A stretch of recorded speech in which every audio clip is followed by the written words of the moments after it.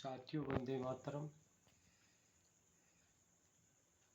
चाय की चर्चा के इस नवीन अंक में आपका स्वागत है और मैं गंगा सिंह बगडोवाल। यादों में कालागढ़ का जो भाग है छठा है। जैसे कि पिछले वीडियो में हमने कालागढ़ के तीज और त्योहारों के दिनों की याद की थी, उसको याद किया था, हमने ताज़ा किया था कि बचपन में हम किस प्रकार से त्यौहार मनाते थे और किस प्रकार से मतलब वो समय था और कैसी खुशी के साथ हम लोग सब इकट्ठा होकर मनाते थे। तो आज तो बिल्कुल नज़ारत है, सब अपने अपने घरों में सिमट जाते हैं और थोड़ा फॉर्मेलिटीज़ होती हैं आज के समय पे, लेकिन वो जोश और जुनून के साथ नहीं है जो हम लोग मनाते थे। इसी के परिप्रेक्ष्य में कल बात हुई थी होली और दिवाली पे, तो दो विषय, हाँ, होली और दिवाली पे साथियों। तो आज का जो विषय है वो ये है कि दुर्गा पूजा होती थी हमारे कालागढ़ में। मतलब त्यौहार, हर प्रकार का त्यौहार को बहुत जोश के साथ मनाया जाता था और कई दिनों से मतलब तैयारी होती थी उसकी। तो दुर्गा पूजा एक जो पक्की मार्केट थी उसके सामने होती थी दुर्गा पूजा। दुर्गा बाहर से कलाकार आते थे, जो हम देखते हैं ना दुर्गा माता उसको मार रही हैं महिषासुर को, तो वो फिर गणेश भगवान और सब। तो ये मतलब बड़ा जोश का, हम लोग जब स्कूल से आते थे तो 10 बार झांकने आते थे कलाकार कैसे बनाते हैं। उसको देखने के लिए जब हम किसी भी त्यौहार को मनाने आते थे, सबसे पहली बात कि पूरा मोहल्ला इकट्ठा होकर आते थे, लड़के लड़कियां, उनके माँ बाप और जो है सब जाते थे साथ, और सभी वापस आते थे। उसके बाद मेले में घूमते थे, एंजॉय करते थे, सब वापस आते थे।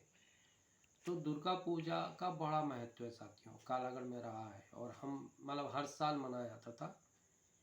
इसके बाद एक चीज़ और जो मनाई जाती थी वहाँ पे, वो तीजों का त्यौहार था साथियों। क्योंकि जहाँ हम लोग रहते थे वर्क चार्ज में, सी टाइम में, तो उसके पास ही यूनियन ऑफिस था। यूनियन ऑफिस के पास बहुत बड़ा फील्ड था, तो वहाँ पे जो है काफ़ी खेल के सामान थे। मतलब जैसे कि सूट था, फिसलते थे, ऊपर चढ़ते थे सीढ़ी से, फिसल के नीचे आते थे। एक गोल चक्री थी जो आजकल मेलों में दिखती है आपको, तो वो भी वहाँ पर थी। झूले लगे हुए थे, झूलो सुबह शाम तक। और भी कई चीज़ें थी, एक लकड़ी का पकड़ने का था जिससे कि बॉडी बिल्कुल संतुलित रहे। तो ये चीज़ों में बड़ा जुनून के साथ हम लोग का मतलब खेलते थे। और मतलब ये समझ के चलिए कि कोई इसमें ये नहीं था कौन क्या है कौन क्या नहीं है, मतलब कोई भेदभाव नहीं। एक धार्मिक स्थल और था साथियों कालागढ़ में, वो था नूनगढ़। कालागढ़ से लगभग 4-5 किलोमीटर जंगल। अब तो खैर वो कारबेट की परिधि में सब बंद कर दिया है।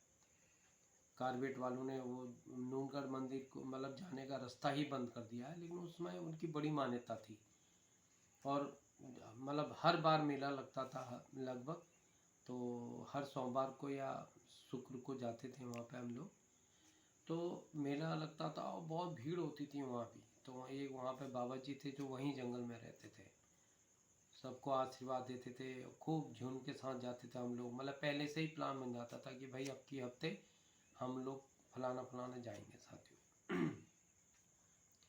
तो ये कालागढ़ के कुछ त्यौहार थे जिसके बारे में मैंने आपको थोड़ा बताया साथियों।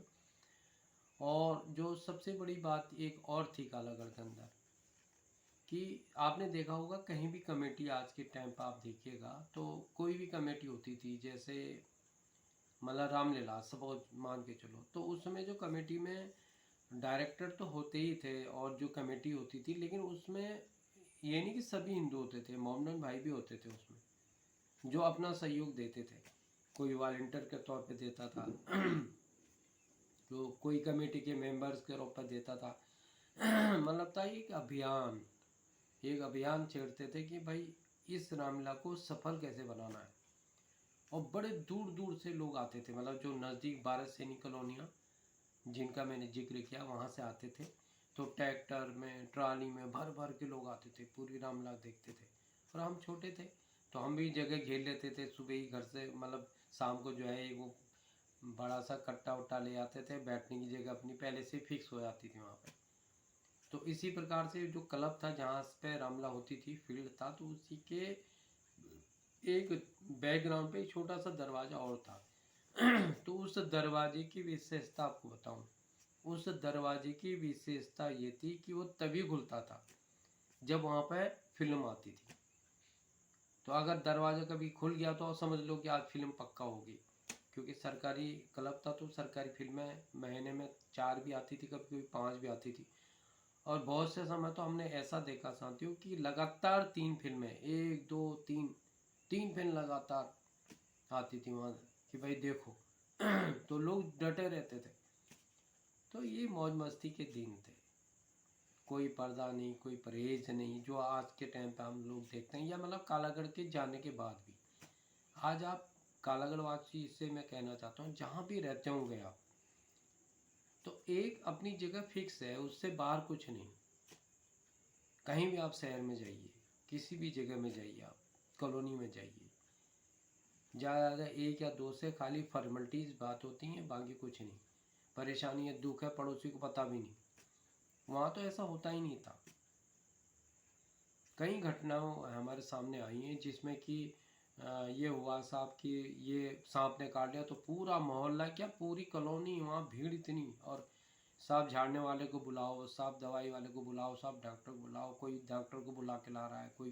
तो ये लोग खुद ही अपना काम करते थे, मतलब ये इतनी इंसानियत थी कालागढ़ के अंदर। इसीलिए मैंने इसका नाम रखा है कि यादों में कालागढ़। और ये वीडियो लगातार हम लोग बनाते रहेंगे साथियों। एक चीज़ और करना चाहूँगा मैं इसमें, दोस्तों के सामने जिन फैमिलियों से हम काफ़ी घुले मिले थे, लगभग बहुतों को तो हम भूल ही गए। नेक्स्ट पे जो नज़दीकी थे, जैसे अनिल राव का मैंने आपको बताया था कि 44 साल के बाद वो मिलने के लिए यहाँ पर आया। बड़ी मुश्किल से खोजा, फेसबुक में नाम किसी ने मेरा मोबाइल नंबर दिया, तो उनकी दीदी रहती थी, उमा दीदी। एक छोटी बहन थी, एक तो बड़ी दीदी थी, एक छोटी बहन थी अनीता। तो हम लोग कभी भी जाते थे तो बहुत प्यार से बुलाते थे। वहाँ पे हम लोग कैरम बोर्ड खेलते थे, कैरम खेलते थे, सिखाती भी थी वो लोग। और उनकी मतलब भली मतलब बहुत अच्छे ढंग से हमको बिलीव करती थी जैसे अपने भाइयों को करते हैं। तो ऐसे रिश्ते हम लोगों के बने थे, तो वो यादें हैं। और अब तो मुलाकात हुई है, तो अब तो हमारी बात भी होती है और रूबरू हम लोग मिले भी हैं। अगले वीडियो में बताऊंगा कि हम लोग कहाँ मिले थे साथियों। तो अगले वीडियो में अनिल जो है हमारा जो साथी है, उसके बारे में भी, उसका भी वीडियो आपको सुनाऊंगा। तो चूँकि आज का समय हो गया, तो आज के लिए बस इतना ही काफ़ी साथियों। इसी के साथ मैं अपना वीडियो आज यहीं समाप्त करता हूँ। अगले वीडियो में फिर आगे की चर्चा करेंगे और ये क्रम लगातार चलता रहेगा। तो इसी के साथ वंदे मातरम, भारत माता की जय।